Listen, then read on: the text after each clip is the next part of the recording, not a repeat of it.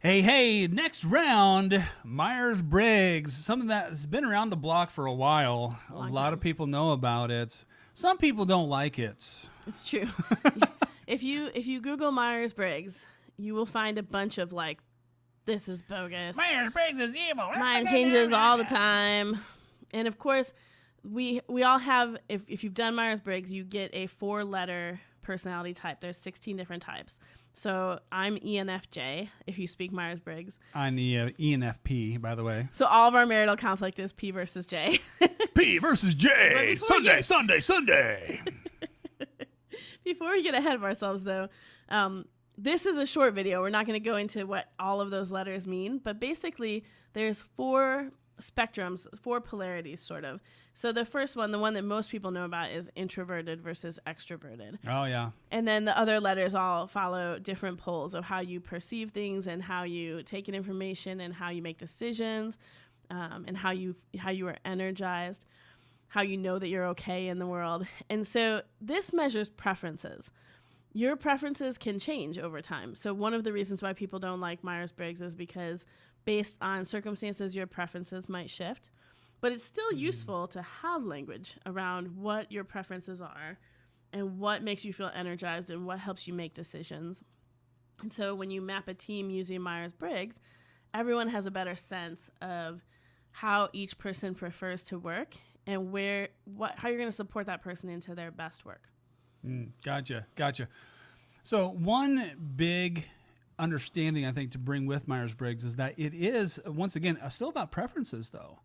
You know, it's not that, we're trying to box people in, because I think sometimes people have felt boxed in by Myers-Briggs. Yeah. And it's really not that at all. Any of these. I mean, you could. Right. Mm-hmm. We'll get into that, but there are ways to misuse these tools. Right. And instead, what we want is to make this more of a commonality, because the more you have a shared substance in your environment. I'm not talking about illegal substances, by the way. I'm talking about, more of a shared language about all these things. And Myers-Briggs fits into that category so sweetly because it's something that's got a huge amount of data behind it. It's something that's been around a long, long time. It's been battle tested, even though I know a lot of people don't like it. But a lot of people don't like Coke or Pepsi or insert name of your favorite, adult beverage here. There's a lot of people who have these different kinds of preferences, and that's okay. But just know that, just because one person doesn't like it doesn't mean you gotta throw the baby out with the bathwater.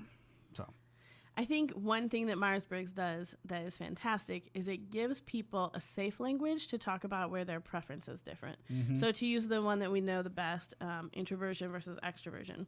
Let's say that you are part of a startup company and most of your people are extroverted and you have one person on your team who's an introvert. An introvert is kind of drained by being around people, whereas extroverts are energized by it. More people! And so give me more people!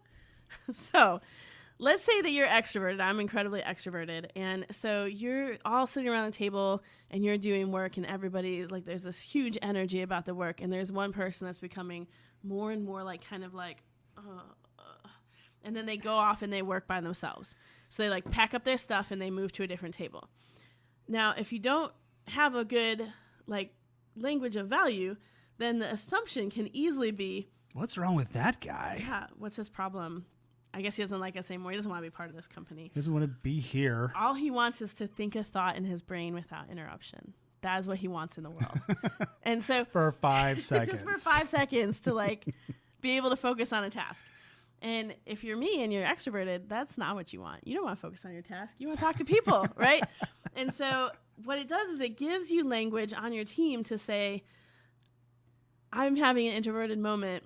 I'm going to go work over here. And people are like, yeah, it's cool, man. Do what works for you. Because you have that built into your culture. So you don't have that conflict that's really not a conflict. That's just coming out of people being different. Yeah, and it's just preference, It's just a preference. So, yeah, really can be, if it's used correctly, it can really be an amazing tool. Coming up next is Kimberly's favorites, the Enneagram. Stay tuned.